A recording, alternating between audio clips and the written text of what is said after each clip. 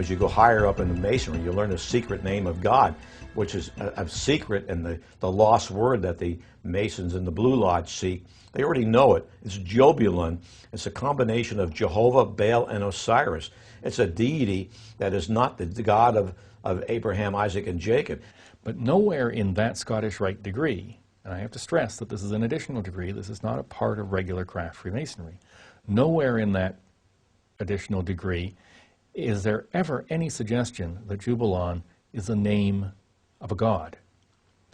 What it is a amalgam of three different words, which in ancient languages was the word for God. Coyle's Encyclopedia of Freemasonry, he admits on page 516 that Jebulon is basically a composite of three different names of different gods. Je, meaning Jehovah, or the Syriac name of God, as he says. And then Baal, or he says Bel, B-E-L, or Baal, he spells it B-A-A-L, how the Bible spells Baal or Baal, it's pronounced in Hebrew, which is the Canaanite god. And then he gives on for the Egyptian god, referencing, many Masons reference Osiris. And it's interesting because when you look at what he's said there, he's admitting that the Masonic name for God includes Baal or Baal. It's not intended to represent a god. Its only use in the ritual is as a password to gain entry to the lodge. It's a demonic god. It's Baal worship. That's what you're involved in. It is the word for God in three ancient languages, three ancient civilizations. And that's all it is. The Mason is actually worshiping Baal, Jebulon, Je-Baal-on, and Osiris, and just using the name of Jehovah, which is also wrong because God warns not to use his name in vain. Freemasonry is often attacked and accused of being a religion simply because it promotes a belief in God. But nowhere in the teachings of Freemasonry does it promote any specific attributes of God. See, belief in God is faith. Belief about God is religion. From a biblical Christian standpoint, and as a Christian, I have to really take issue with this because there are many scriptures from Genesis to Revelation that condemn idolatry and worshiping other gods. In Freemasonry, to make it easy for men of all faiths to meet together, we use the expression great architect of the universe. Now that's not a name, that's a description. Much the same as grand geometrician is a description of an attribute of God. Grand geometrician or great architect refers to his attribute as the great creator. But men of all faiths can accept that description of their God. God warns about an admixture or a synergism or synchronistic view of mixing different gods with his name, and that's something he's very clear about that we're not to do. In fact, it's interesting, Baal or Baal is depicted in the New Testament by the Jews as well as Jesus. He's called the ruler of demons. It's another name for Satan. Most scholars agree that Baal became synonymous with the devil. Yet Masonry insists its view of God is without definition. For the Mason, the corn, wine, and oil ceremony might as easily be dedicated to Baal as to any other god. Nevertheless, the conflict between Masonry and its critics goes on. Freemasonry is rationalist and humanist. It is not superstitious, and it is not involved in the occult. A lot of Masons don't have a clue as to the fact that the Masonic God is basically Satan. I think that's supremely arrogant of anyone who's not a Mason to believe they know more about Freemasonry than a Mason does. May corn, wine, and oil, and all the necessaries of life abound among the people of the world.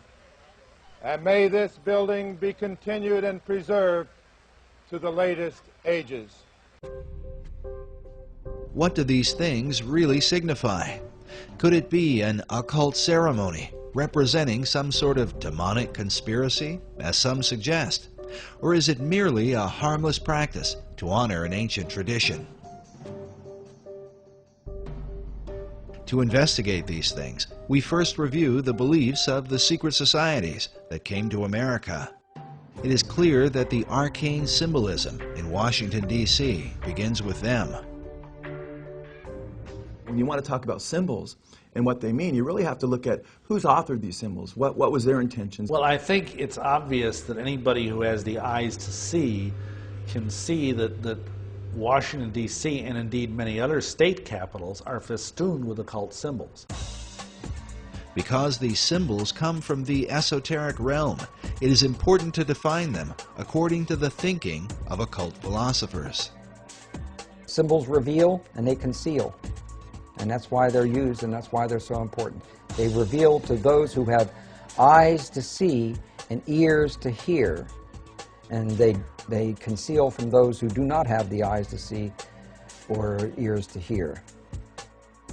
In the book, Masonic and Occult Symbols Illustrated, we find this quote from Masonic author Charles G. Berger, who says that symbols came to have two meanings, the esoteric and the exoteric. The esoteric meaning was the true or original meaning, understood only by a few and closely guarded by them. The exoteric meaning was the invented or modified explanation intended for the many. This practice dates back to ancient Egypt and is explained by Dr. Robert Hieronymus, a member of a secret society called Co-Masonry, and author of the book Founding Fathers, Secret Societies. As with all secret societies, you have levels, and if you're on the lower levels, you don't even know they're upper levels. They don't even tell you. You bump into it by accident, or someone comes along. Now, in Scottish Rite, that's something different, because they know that there's a... But before then, and basically secret societies, such as, let's go to ancient Egypt. To the ancient Egyptians, the priest would tell the serfs, the guys that tilled the land, they would say, the sun is God, okay? And so they accepted that very low-level interpretation, all physical. That's not what the priest believed. What the priest believed, there was a second level. The priest believed that, nope, the physical sun is not the supreme being. It's the spirit which flows through the physical sun that is the supreme deity. However, there was another level, and the priests didn't even know it. It's those that were involved and elevated to if I would have told you this 15 years ago, I might have gotten shot. But this is now, I'm so glad now that this is easy to talk about. The third level, which is a higher level of understanding, said, nope, it's not, that's not the sun. The sun is not the supreme deity. Nope, yes, spiritual energies come through the sun. That's not what we're talking about. What we're talking about is the star Sirius. The dog star. The dog star, because the dog star was everything to the ancient Egyptians.